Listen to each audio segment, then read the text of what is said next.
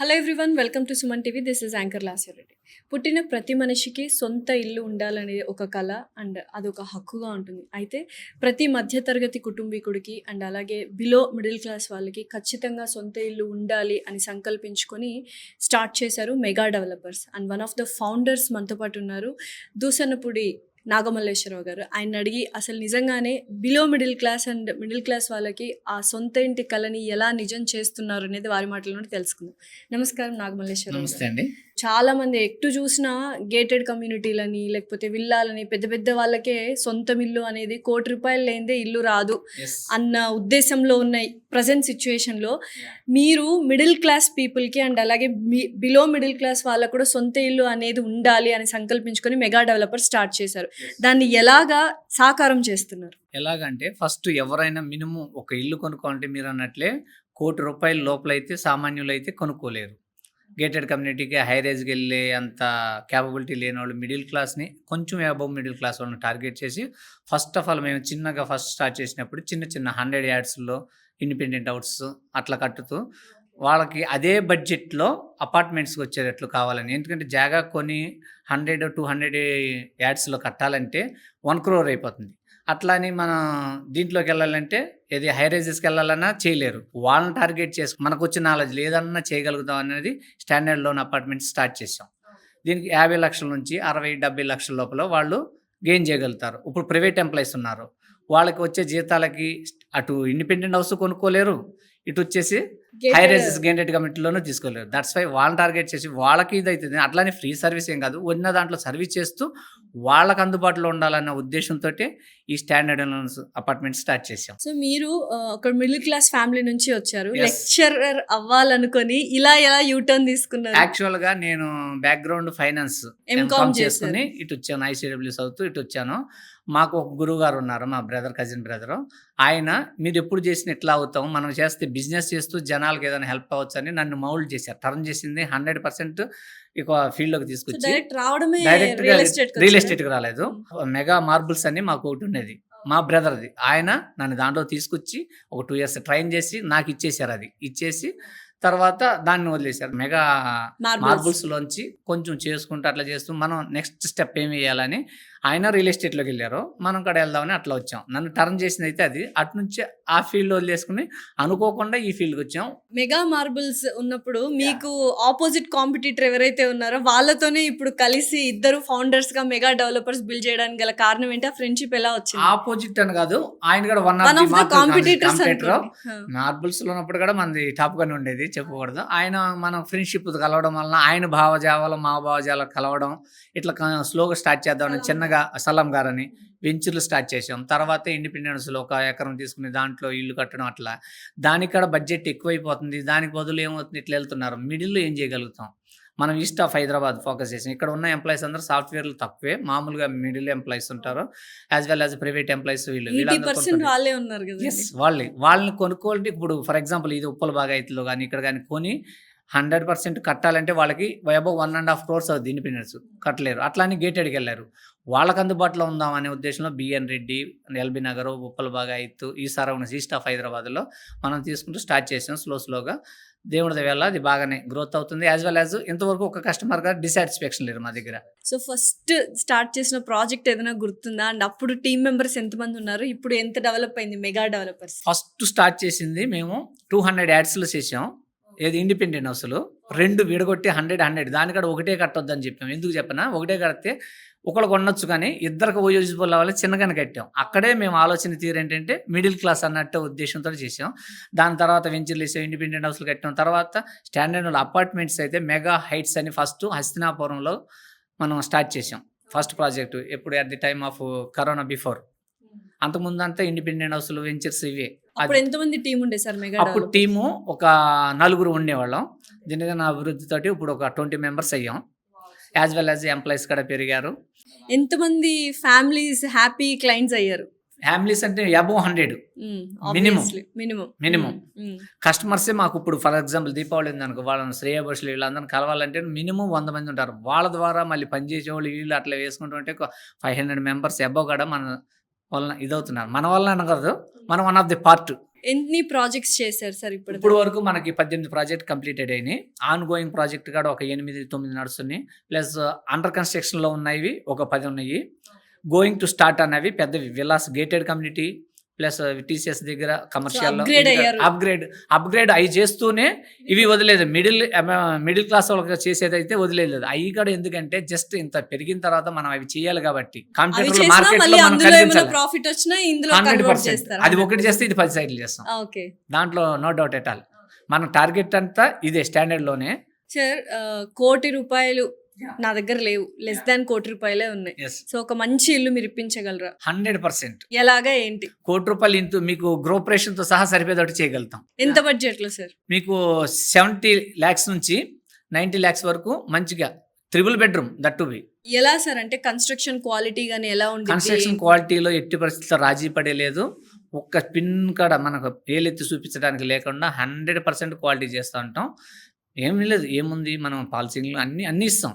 దాంట్లో మీకు కన్‌స్ట్రక్షన్‌లో తగ్గిచ్చేసి రేట్ తగ్గిచ్చేది ఏమీ లేదు. మనం సెలెక్ట్ చేసుకుంటాం. ఒకటి ఏంటంటే ఒక 1000 యాడ్స్ అనుకోండి 20 మంది డివైడ్ చేసుకుంటారు. తక్కువ కాస్ట్ అయితా ఉంటది. సో యూజువల్‌గా అపార్ట్మెంట్స్ తీసుకుంటే అప్రిసియేషన్ ఉండదు అని భయపడుతూ ఉంటారు. అటువంటి వాళ్ళకి మీరు ఏం చెప్తారు? అప్రిషియేషన్ ఉండదని భయపడేది ఫర్ ఎగ్జాంపుల్ మీరు చెప్పారు కదండీ! ఏది మన గేటెడ్ ఈటిలో తీసుకున్నవి. ఇప్పుడు 2 crores 3 crores కొంటారు. అసలు అది తీసుకోవడమే పెరగడానికి ఉండదు. సాచురేషన్ అంటే హైయెస్ట్ హైయెస్ట్ పెరగదు. గ్రౌండ్‌లో ఉన్నది ఎప్పుడైనా పెరిగే ఛాన్సెస్ ఉంటాయి. ఈవెన్ పెరగలేదనుకోండి ఫర్ ఎగ్జాంపుల్ దానికి మీకు 70,00,000 వచ్చేదెంత మీకు? దాని రెవెన్యూ రెంట్ ఏసుకున్నా ఆ అప్రిషియేషన్ వస్తది. మీకు దానికన్నా ఒక 10% పెరుగుద్ది గానీ తగ్గేది ఉండదు. వాటిలో 2 crores పెట్టుకున్న దానికి వచ్చే దానికి ప్రాఫిట్‌తో పోల్చుకుంటే అప్రిషియేషను దీంతో పోల్చుకుంటే ఎక్కువొస్తది. యాస్ వెల్ యాస్ ఇది అన్‌డివైడెడ్ షేర్ దీనికి ఎక్కువొస్తది చిన్న వాటికి. అవును. ఆ అన్‌డివైడెడ్ షేర్ మీకు గ్రౌండ్ పెరిగితేనే గ్రౌండ్ వాల్యూ అది పెరిగినట్టే ల్యాండ్ వాల్యూ. నెక్స్ట్ మీ అప్‌కమింగ్ గోల్స్ ఏంటి? ఏం చేద్దాం అనుకుంటారు మెగా డెవలపర్స్ నుంచి? మన కస్టమర్స్‌కి ఎవరికీ రాజీ పడకుండా మంచి క్వాలిటీలో మీరన్నట్టే మిడిల్ క్లాస్ వాళ్ళకి దగ్గరగా అందుబాటులో మాక్సిమం ఎంతవరకు ఇవ్వగలుగుతుంటే అన్ని ఏరియాలో నాట్ ఓన్లీ ఒక ఏరియాకి కాకుండా అన్ని ఏరియాల్లో అవి చేయాలని. గేటెడ్ కమ్యూనిటీ అంటే నాలాంటోడు కాకపోయినా పెద్ద పెద్దోళ్ళు కడతారు. అది పెద్ద విషయం కాదు. ఇప్పుడు 5 crores పెట్టాల్సినోడు నా దగ్గరికి రావాల్సింది లేదు. విచ్ ఎవర్ ఇస్ బెటర్‌గా ఎక్కువ ఫెసిలిటీస్ ఉన్నాయి అట్లా పోతారు. వీళ్ళకేంటంటే వీళ్ళకి అవసరార్థం. వాళ్ళకి అవసరార్థం వాళ్ళకి తగ్గట్టు మనం ఎక్కడికెళ్ళి కట్టాలి. ఇప్పుడు ఇంకా ఔట్ ఆఫ్ సిటీకి బయటికెళ్ళి ఔటర్ రింగ్ రోడ్ దగ్గర అక్కడికెళ్ళి కూడా కట్టగాలి. అక్కడ పీపుల్స్ కూడా ఉంటారు. అట్లా వెళ్ళాలని నా ఉద్దేశ్యం. గోల్ అంటే ఏముంది మనం ఇట్లా వచ్చేసి విల్లాస్ ఇది చేసుకుంటాం అంటే మనకు 5 కోట్లు 500 కోట్లు మళ్ళీ తర్వాత వస్తే అది వేరు. అది గోల్ కాదు. ఎక్స్‌పాన్షన్ ఎక్కువ అవ్వాలి. మెగా అంటే మిడిల్ క్లాస్‌కి అందుబాటులో కట్టగలుగుతారు. ఎక్కడైనా అన్ని ఏరియాల్లో ఏదైతే సిటీకి దగ్గర కాదు సిటీ దూరంగా వెళ్ళే కొద్దికి వెళ్ళాలని. సో యూజువల్‌గా చాలా real estate companies, builders target of audience ఎవరు అంటే ఐటీ వాళ్ళు, సాఫ్ట్‌వేర్ వాళ్ళు, డాక్టర్స్ వీళ్ళే అంటున్నారు. అవి కాకుండా కూడా ప్రైవేట్ జాబ్స్ చేసుకుంటూ ఒక మధ్య తరగతి లైఫ్‌ని లీడ్ మా చేస్తున్న వాళ్ళ టార్గెట్ అంతా టార్గెట్ వీళ్ళదే. ఎవరు? మా టార్గెట్ అదే. ఓకే. ఒక ఆటో నడుపుకునేవాడు ఉంటాడు. వాడికాడ ఇల్లు కట్టుకోవాలన్నది వాడికి చేయలేడు. వాళ్ళకి దగ్గరలో 40 lakhsకి 50 lakhs కాడ ఇవ్వగలుగుదామని. ఇప్పుడు ఫర్ ఎగ్జాంపుల్ ఎంజేఎల్ అని ఉంది. అక్కడ ప్రాజెక్టులు మేము 50 lakhs కాడ ఇవ్వగలుగుతున్నాం. వాళ్ళకి ఐటీ వాళ్ళు కాదు. వాళ్ళకి ఐటీ రిటర్న్స్ సరిగ్గా ఉండవు. వాళ్ళు అంత పెట్టలేరు. Auto drivers, private employees private employees. మా టార్గెట్ అంతా వాళ్ళదే. ఓకే. ఓకే. వాళ్ళకి ఇవ్వగలగాలి యాజ్ వెల్ యాజ్ వాళ్ళతోటే మనం ఎక్స్‌పాన్షన్‌లోకి వెళ్ళాలని. సో అసలు ఎలా స్టార్ట్ చేశారు సార్ మెగా డెవలపర్స్ అనేది? స్టార్ట్ చేసినప్పుడు ఏమనుకున్నారు? ఇప్పుడు చూసుకుంటే ఎలా అనిపిస్తుంది ఈ గ్రోత్? స్టార్ట్ చేసేటప్పుడు ఏమనుకున్నాం జస్ట్ ఇట్లా చేస్తూ కాకుండా ఫర్మ్ పెట్టుకుని ఒక స్టాండర్డ్‌లోన అపార్ట్మెంట్స్ చేసుకుందాం. ఇప్పుడు వెంచర్‌లు, ఇండిపెండెంట్ హౌస్‌లు ఇట్లా కట్టడం ఎందుకులే అనుకుని మామూలుగా ఒక 2, 3 ప్రాజెక్టులు చేసుకుందాం ఇయ్యాలనుకున్నాం. కానీ మనం ఇచ్చే ప్రైస్‌కి ఫస్ట్ స్టార్టింగే ఇట్లా ఆలోచించాం. దాంతోటి వచ్చిన ఎంప్లాయీస్ అందరూ ఒక్కళ్ళు కూడా ఐటీ వాళ్ళు లేరు. అందరం నాన్ ఐటీ ఎంప్లాయీసే. ప్రైవేట్ ఎంప్లాయీస్ అక్కడ దగ్గర ఉన్నవాళ్ళు. ఓహో! ఇదేదో పోనీ ఒక బాగున్నట్టుందని 30,000, 20,000 నుంచి 30,000 జీతం వచ్చే ప్రతి మనిషి యొక్క ఇంటి కలని సాకారం చేయాలి అనేది ఒక Yes. పెద్ద మోటోగా మెగా అనుకోకుండానే అది డెవలపర్స్. అయిపోయింది. గ్రాడ్యువల్లీ ఇక ఎట్ ఏ టైమ్ 5, 6 ప్రాజెక్టులు చేస్తాం. అవి అవ్వడం వాళ్ళకందరికి అనుకూలంగా వాళ్ళు హ్యాపీ ఉండడం. బాగుంది సార్ మళ్ళీ మీరు ఎక్కడ ప్రాజెక్ట్ స్టార్ట్ చేస్తున్నారు? వాళ్ళు they are asking about city surroundings ఇక్కడే. సో చాలా మంది ఏమంటారంటే ఇంత తక్కువకి ఇస్తున్నారు మరి క్వాలిటీ ఎలా ఉండిద్ది ఏంటి కాంప్రమైజ్ అవుతున్నారా అని చాలా మంది మీ క్వాలిటీలో క్లయింట్స్ కాంప్రమైజ్ వచ్చి అనేది డౌట్స్ అడుగుతూ Yeah. ఉంటారు. సో ఏంటి అసలు ఏమేమి యూస్ చేస్తున్నారు క్వాలిటీ? క్వాలిటీ అన్నది ఒక్క దాంట్లో మనం యాజ్ పర్ నామ్స్ ప్రకారం కడతాము. మన ఆర్కిటెక్ట్ గారు ఇచ్చిన స్టీలు తగ్గిస్తాం. సిమెంట్‌లోని ఏది తగ్గం. యాజ్ వెల్ యాజ్ మనం ఫ్లోరింగ్ బాగానే ఇస్తాం. మళ్ళీ ఫాల్ సీలింగ్‌తో సహా ఇస్తాం. అందరికి అన్ని ఫెసిలిటీస్. ఫాల్ సీలింగ్ కూడా ఇస్తారు. ఇప్పుడు గేటెడ్ కమ్యూనిటీల్లో మీకు గోడలు కనీసం ఇస్తారు. గోడలు స్కెల్టన్ ఇస్తారు. మేము స్కెల్టన్ కాదు, మొత్తం షెల్ఫ్స్ ఇస్తాం, ఫాల్ సీలింగ్ ఇస్తాం, అన్ని ఇస్తాం. వీళ్ళు ఇది కాకుండా వుడ్ వర్క్ వాళ్ళు వెళ్తే వెళ్ళగలగాలి, వెళ్ళకపోతే డైరెక్ట్గా వచ్చి గృహప్రవేశం చేసుకోవచ్చు. అన్ని ఫెసిలిటీస్ అవైలబుల్ చేస్తాం. అట్లానే తగ్గించేది ఏం లేదు, కన్స్ట్రక్షన్ లో కాంప్రమైజ్ అయ్యేది. అస్సలు క్వశ్చనే లేదు. ఇంతవరకు ఒక కస్టమర్ దగ్గర నుంచి కూడా మాకు ఆ రిమార్క్ కార్డ్ రాలేదు. ఆన్ టైమ్ లో డెలివరీ చేస్తున్నారు Yeah. సార్ ప్రతి ప్రాజెక్ట్. మెయిన్ థింగ్ అది ఆన్ టైం. ఇంతవరకు డిలే ప్రాజెక్ట్ లేదు, as well as quality complaint ఎక్కడ లేదు. ఆఫ్టర్ మనకి హ్యాండ్ ఓవర్ చేసిన తర్వాత కూడా ఎక్కడన్నా చిన్న చిన్న మైనర్స్ అయినా సరే మేము బాగా స్పందిస్తాం. సర్వీస్ మోస్ట్ ఇంపార్టెంట్ అన్నట్టు, అదే మెయిన్.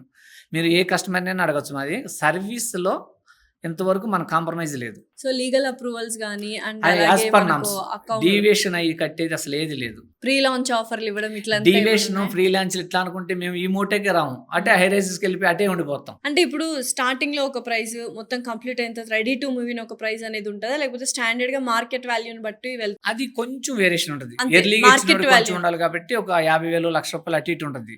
ఎర్లీగా వచ్చి బుక్ చేసిన వాళ్ళైనా మొత్తం కంప్లీట్ అయ్యే వరకు అమౌంట్ ఎవరు. ఓకే. కాకపోతే కొంచెం అది ఎక్కడ మీరు 100 ఫ్లాట్లు ఇవి చేసే వాళ్ళకి ఫ్రీలాన్స్ కావాలి. మాది ఒక్కొక్కటి దాంట్లో 10 ఫ్లాట్లు 20 ఫ్లాట్స్. అది పెద్ద విషయం కాదు, దానికి ఫ్రీలాన్స్ అన్న క్వశ్చనే లేదు. వేరియేషన్ అంటే కొంచెం ఉంటుంది, అసలు లేకుండా ఉండదు. ఎర్లీగా వచ్చిన వాడికి లాస్ట్ వచ్చేవాడికి తేడా ఉండాలి కదా, కొంచెం ఉంటుంది, మరీ అబ్నార్మల్ కాకుండా. సో బ్యాంక్ లోన్ ఫెసిలిటీస్ ఎంతవరకు సపోర్ట్ చేస్తారు సార్? మనం ఎస్బీఐ బ్యాంక్ మొత్తం టోటల్లీ బాగానే సపోర్ట్ చేస్తే హౌసింగ్ లోన్ అందరికీ మా లోన్ మాకు ఎస్బీఐ బ్యాంక్ తోటి వెళ్తున్నాం. రాని పక్షంలో కొంచెం ప్రొఫైల్ అటు ఇటు ఉన్న వాళ్ళకి మిగతా బ్యాంక్స్ వెళ్తాం. ఫస్ట్ ఆఫ్ ఆల్ ఇంపార్టెంట్ అంటే national banks, after that private banks. So finally ఒక 40 లక్షలు, 50 లక్షలు, 60 లక్షలు, 70 లక్షలు, పోనీ 80 లక్షల వరకు ఉన్న వాళ్ళు ఇల్లు తీసుకోవాలి అనుకుంటే మీరేం సజెస్ట్ చేస్తారు ఆడియన్స్ కి మెగా డెవలపర్స్ తరపు నుండి? నా దగ్గరే తీసుకోమని జనరల్ గా చెప్తాం, అదే చెప్పాలి. అవైలబుల్ ఉంటుందని చెప్తాం. అదేమైందంటే సెల్ఫ్ డబ్బు అవుతుంది కదా. ఇప్పుడు Okay. ఏదన్నా ఇట్లా అవుతుంది దానికి సజెషన్ చేయమంటే చేస్తాం. ఈ దాంట్లో మీకు 50 లక్షలు కాదు, 45 లక్షల నుంచి 90 lakhs వరకు 100% మెగా డెవలపర్స్లో మీకు ఫ్లాట్స్ అవైలబిలిటీ ఉంటుంది. ఈస్ట్ ఆఫ్ హైదరాబాద్లో ఎక్కడైనా. దాంట్లో క్వాలిటీకి కాంప్రమైజ్ అవ్వాల్సిన లేదు. మీరు కంపేర్ చేసుకోవచ్చు పక్కదానికి దీనికి క్వాలిటీలో. నేను క్వాలిటీ ఎందుకు ఎక్కువ ఇచ్చేస్తాను, నేను ఎక్కువ చెప్పుకున్నాను అనుకో సెల్ఫ్ డప్ అవుతుందని. మా మోటో ఏంటి, 10 రూపాయలు మీ దగ్గర నుంచి తీసుకున్నాను అనుకో, 8 రూపాయలు వర్త్ అన్నా కనీసం వాళ్ళకి ఇవ్వాలని మోటోతో పనిచేస్తాం. ప్రాఫిట్స్ ఎక్కువ కావాలి 100%, 50% అని లేదు కాబట్టి మేము క్వాలిటీ ఇవ్వగలుగుతాం నేను అనుకుంటున్నా. సో ఫైనలీ మెగా డెవలపర్స్ ఇంకా మంచి మంచి ప్రాజెక్టులు చేయాలి Thank and you, thank you so ప్రతి much. మధ్యతరగతి కుటుంబంలో ఉన్న ప్రతి మనిషి యొక్క కళ మీరు నెరవేర్చాలి సొంత నెరవేర్చాలని, ఇల్లు అనేది. దానికి మీ సహకారం డెఫినెట్లీ యాజ్ వెల్ యాజ్ మా కస్టమర్ సహకారం 100% ఉంటుంది. దేవుడి సహకారం కూడా కావాలని కోరుకుంటున్నాను. Definitely thank you so thank you much. So much. Thank you.